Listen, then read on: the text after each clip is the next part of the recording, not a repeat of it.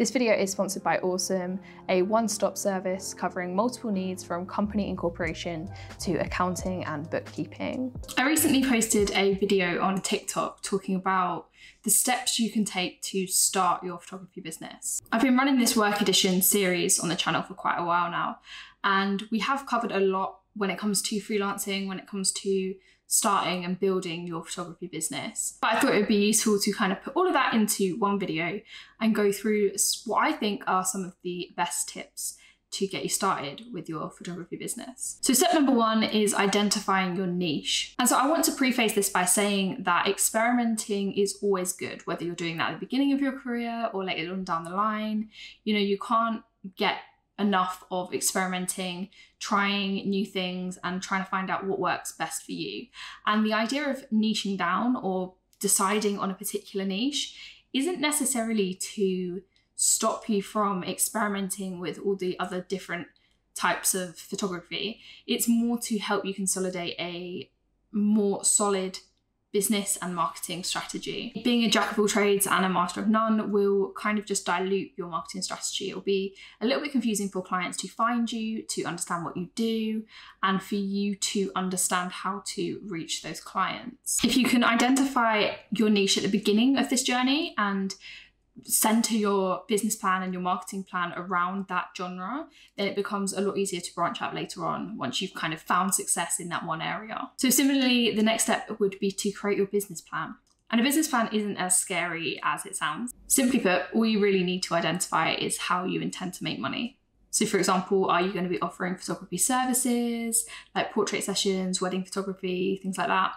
Or are you going to be doing more kind of like print-based stuff? Will you be doing landscape or street maybe and selling prints or NFTs and making your money that way? There are so many ways that you can make money as a photographer, and I have actually got a whole video about, you know, the different ways that you can make money as a photographer, both passively and actively. So if you're interested in that, I will link it in the description. But really, it's just important to identify those methods that you want to use to make money with your photography. Identify the methods and then identify your goals within your business, and that will probably put you off on a good foot. Next, let's talk about gear. So obviously, as a photographer, gear is one of the things you have to deal with. You have to have a camera to shoot with. So the important thing isn't actually what gear you're shooting with. You don't need the best stuff. You don't need the best cameras, the most expensive gear to start off with. You just need a camera, a lens to get you by. So whether you're shooting film and you're shooting on an SLR or medium format, or if you're shooting digital and you're shooting on a crop sensor or a mirrorless, it doesn't really matter what you're shooting on, just as long as you get shooting. If you're looking for a cheap lens, I would always recommend the Nifty 50. If you're shooting on Canon, you can get that for like 60 quid. So I will link that in the description. It's a really great all-round lens, especially for portrait photography. So if you are new to photography, you're not sure which lenses to get, the Nifty 50 is always, I think, a great investment. Gear can be expensive, so if you're not looking to buy all of your gear, you could rent gear. So places such as Fat Llama allow you to borrow and lend your gear. So you could make money from renting your gear out, or you could just rent other people's gear so that you don't have to buy your own. So if the initial investment is a big thing, and I understand that completely, it's a lot of money to get into photography. So if that is one of your worries, then maybe look at renting. Obviously, financially, it does make more sense, I think, to buy your own equipment if you can, because then you can rent it out. You don't have to spend all of these fees continuing to rent from other people. But obviously, there are options if that's not feasible for you at the moment. In terms of editing software, I use Adobe Lightroom and Adobe Photoshop, and you can get the whole Creative Cloud, which I use personally because I do a lot of graphic design. But as a photographer, you can get the photo package, which I think is just Lightroom and Photoshop. They are industry standard, but the industry is leaning more towards other kind of alternatives, such as Capture One, Affinity, those kind of software. So I'll link different alternatives in the description. Of course, if you are very new and you don't want to invest any money into editing, you can edit on your laptop or your phone with free software. Things such as VSCO, Visco, Snapseed, all of those things, they are good tools. So if you need to use them, then do. I have a full Skillshare class on photo editing, including how to use free apps to edit your work. So I'm going to link that in the description as well, alongside a little free trial for you if you don't already have a Skillshare account. But yeah, I actually think that working with equipment that have less capabilities can sometimes like in turn make you a better photographer. So when I first started shooting, and I was shooting with the Canon EOS 650D, it's a crop sensor, and the nifty 50, the lens I mentioned earlier, I was forced to learn my equipment, learn lighting, and learn problem solving very quickly, because I was putting myself in situations where the situations were kind of beyond my equipment, and you kind of have to think a little bit more creatively and a little bit more on the spot in those situations. And I probably learned quicker and more thoroughly by doing that than if I had probably gone in, you know, straight away with a Sony a7 III. My point being is just don't stress about the gear, just get yourself something and get out shooting. The rest of it can come later. Next up, you want to start building your portfolio. So this is going to be determined by your niche. So if you're a portrait photographer, you can, you know, take photos of your friends, you can go to modeling agencies and email them, send them an email and say, I'm a photographer looking to test with models, and then they will usually send you a package of their new faces or some sort of development board for you to shoot with. This is all TFP, which means trade for print. So it's a collaboration. You get something in return, they get something in return, but money doesn't exchange hands. In terms of wedding photography, a great way to get experience is by second shooting or assisting other photographers in your area. There are loads of Facebook groups and stuff like that that you can get in touch with photographers if you're interested in doing that. Product photography, landscape photography, all those kind of still life things tend to be a little bit easier to get a portfolio in because they don't rely on other people. So with product photography, you can just find a random item. So for example, this plant in my flat, I could then go and take photos of this being the hero subject and build my portfolio that way. So once you've built your portfolio, you want to host your portfolio. So you can do this on social media, you can do this on your own website. I would always recommend doing both. Social media for me is great marketing, networking tool, but it's good to have your own website, something that you kind of own and can control, because, you know, if Instagram, YouTube, Twitter, all of these things shut down tomorrow, you don't want your whole focus, all of your work, all of your contacts, everything just to be there and exist only within that space. If you're looking for free websites, you could use things like Tumblr, you could use things like Adobe Portfolio if you have the Adobe Creative Cloud. You could use Wix. There are tons of different online free website builders. Obviously, they have different capabilities and different restrictions based on packages and stuff like that, but anything is good to get you started. Personally, I have two websites. I have one for my commercial portrait kind of work, and I use Format. I pay for Formats, who are an amazing website host. They have great templates, they have great customer support. I definitely recommend them. And then for my other website, my wedding website, I use Squarespace, and, you know, all the same stuff can be said again. I'm sure you'll have heard of both of them, but I will link them in the description if you want to check them out. So once you've sorted your portfolio, once you've understood kind of where you're going to be taking this business, you want to start making things official. You're going to want to register your business. So I just put out a video about this as to whether or not, if you're in the UK, you should register as a sole trader or a limited company. If you're interested in learning more about that, then I'm going to link that video in the description. But I am personally a sole trader. This isn't business advice. Do go and do your own research. But from my experience, being a freelancer, a sole trader suits me quite well. You'll also want to sort out all of your insurance, like your gear insurance, your public liability insurance. All of that stuff is really important to get sorted from the offset. Next up, let's talk about money. So obviously, as a photographer with a business, you've got to start making money, otherwise that business can't exist. And whilst I just put out a video about invoicing, you know, how to get paid, how to chase those invoices, how to issue those invoices, something that we haven't spoken about on this channel and is a massive topic that I will do a video in more detail about is pricing. So I would recommend researching this quite extensively. You want to look at what people are charging in your local area. You want to look at what different bodies and associations are recommending. So for example, the NUJ and the AOP are good bodies to kind of reference. The NUJ recommends that photographers don't charge less than $400 for a full day rate. But you might also want to work out from that what your hourly rate is, etc. Another good way to work things out is by working out kind of how much your business is going to cost you, how much your life is going to cost you, essentially. So all of your expenses, how much you need to earn in a year.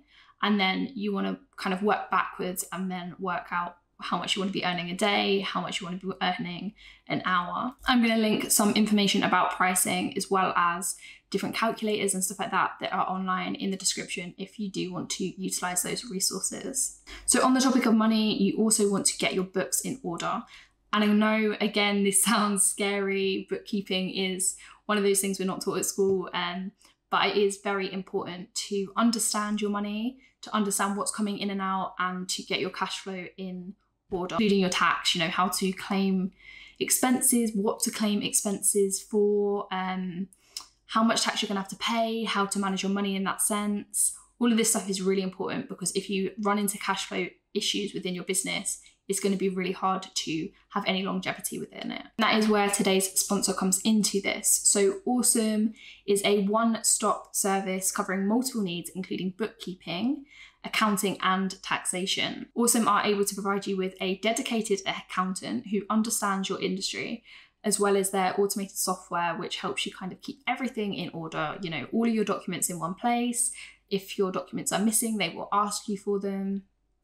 And they're a great service, kind of all-in-one service to help you keep on top of your finances, on top of your taxes, and all of that stuff that can be a little bit scary when you are starting out as a new business. So if you do want to use Awesome services, you can use the code SOAF100 and the link in the description to get £100 off of your first month of Awesome services. And that's on their monthly packages. If you are more interested in their mini annual accounting package, then using the same code and link will get you £50 off of that. So for more information on Awesome and their services, click the link in the description. So we have defined our niche, we have built our portfolio, we've hosted our portfolio, we have got everything made official, we're on top of our finances, things are looking good, you've done your first shoot, but how do we deliver the photos? Photo delivery is something that is really important in terms of your service and your professionalism. I personally use a mixture of 2 different softwares or services. So I use WeTransfer, which is great for sending kind of more commercial clients, portrait sessions, stuff like that, that don't require a gallery. And essentially I just send them all the photos in a link and they can download them. So WeTransfer have a free version. I use the paid version because it gives you more of you can send like more photos basically. But for a long time I used the free version. It's really good. I will link that in the description. Secondly, I use a service called Pixieset, and I mostly use Pixieset for things like family portraits, couple portraits, weddings, things where people will want to see like a gallery, more of an experience, more of a customer experience. And the great thing about Pixieset as well is that you can sell prints through it, and you can fulfill those yourself, or you can use their print on demand service, which is a great way of making a little bit of passive income. Again, they have a free version and they have a paid version. So I'll link them in the description for you to have a look at the different packages. We're coming towards the end now. We've got 2 more points to go through, but this point I think is probably the most important, and that is just get organized. Create a routine, treat your business as a 9-to-5. You know, it can be very difficult to hold yourself accountable when you work for yourself, but the importance of a routine is going to help you so much keep everything ticking along. You know, when things get a bit overwhelming, when things get busy, you're not going to feel those strains as much. I'd recommend having a system to organize your shoots. So whether that is a spreadsheet, I have a video, I'll link that in the description, where you can download my spreadsheet that I use for free. Or the calendar. You know, I use a calendar a lot of the time because it's on my phone, it's easy to see. I can use it on my MacBook and on my phone, and it's all kind of there. I know, right, I've got this coming up this week or whatever. And then I use my spreadsheet to really be on top of like, have they paid their deposit? Have they paid the full amount? How many hours is the shoot? Have I shot it? Have I edited it? All that kind of progress of the whole experience. And then lastly, we are on to networking. So, you know, photography is really a people's kind of game. As unfortunate as it is, a lot of this industry is who you know and not what you know. And social currency is probably one of the most powerful things within this industry, as unfair as that seems. You know, the more people you know, the more people are mentioning your name, the more people are thinking of you for projects, the more people you can go to for advice, the more people you can ask to cover you, the more people you can kind of bounce ideas around with. it just pays to kind of have a community around you. I would say that focus on building real relationships that aren't one-sided. You don't want to network for the sake of networking, because people will see through that. You know, at the end of the day, photography, this whole industry is very people-centric, especially portrait photography. And if you are coming across as insincere and people feel as though they're being used, you know, that's, people aren't going to take very kindly to that. So network, but network with good intentions. And people will definitely see through networking for the sake of networking. It's a very human-centric industry. But meeting people online, in person, talking to people, getting your name out there, interacting with people will go a long way when it comes to making a name for yourself. Just generally be a nice person. It pays to be a nice person. But thank you guys for watching. I hope that you found some sort of value in these tips. And again, check out Awesome, the Awesome sponsor of today's video, if you are interested in using their bookkeeping service. It can really help you take that stress away from what can be a very stressful experience of starting up your own business. But as I said, I will link all the resources I've mentioned in the description of today's video. Thank you guys so much for watching, and good luck with starting your photography business.